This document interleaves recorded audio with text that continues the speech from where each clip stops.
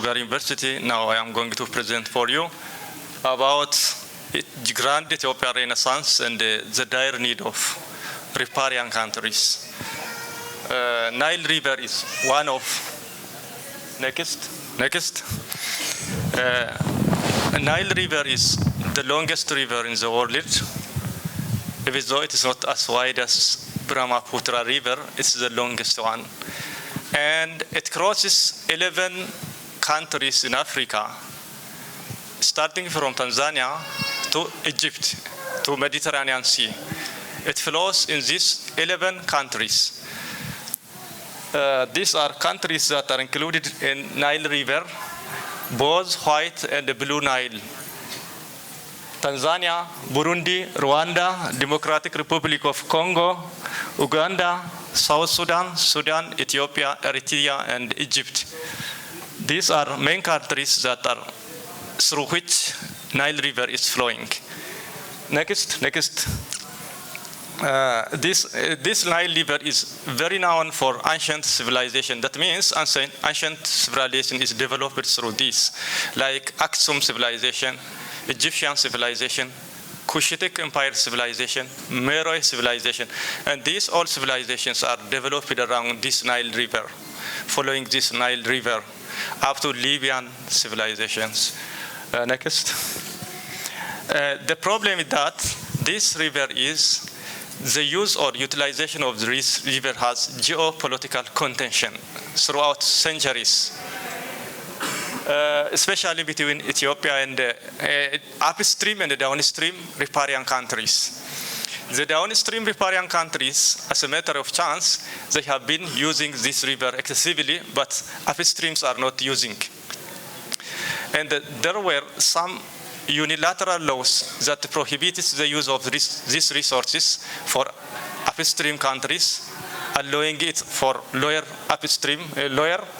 stream countries. That is the main thing that leads to contention or geopolitical contention of water. Next. These are, for example, down this table. This table is, for example, the first 1, 2, 3, 4, 5 dams are the ones that is developed on Nile River by downstream riparian countries only. 2 countries. Egypt and Sudan. Now, there are 4 laws, international laws regarding to the use of this river. The first one is 1906 between British and Menelik, Ethiopian emperor at that time.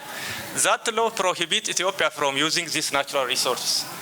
Because at that time, since the British is and Egypt is under colony of British and Sudan is also under colony of British, to keep its interest, British has maintained high supremacy on the agreement. But there are some loopholes in that agreement. Using that loophole, Ethiopia now is claiming that, first of all, colonial rules and agreements will not work at this time, according to Vienna Convention. The second one is there are lawful in agreements that will not really prohibit upstream riparian countries from constructing their own dams.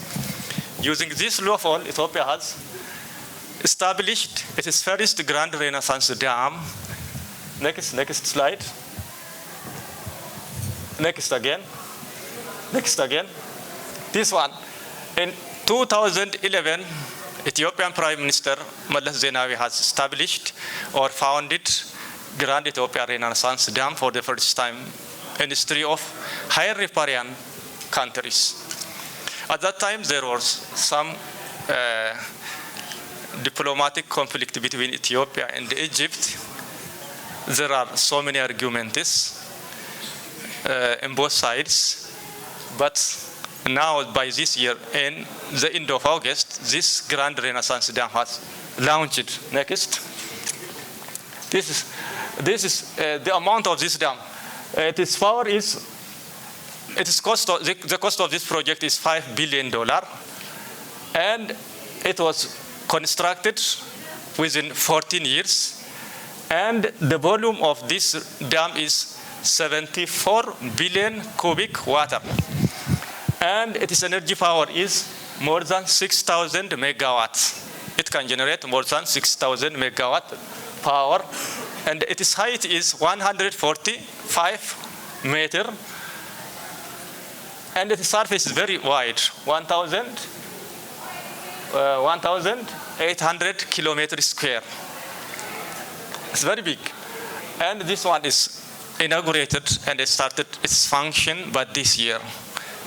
Next. The good news is that this project is totally built by Ethiopian people by contribution of each citizen, because international aid is prevented by diplomatic influence of lower riparian countries.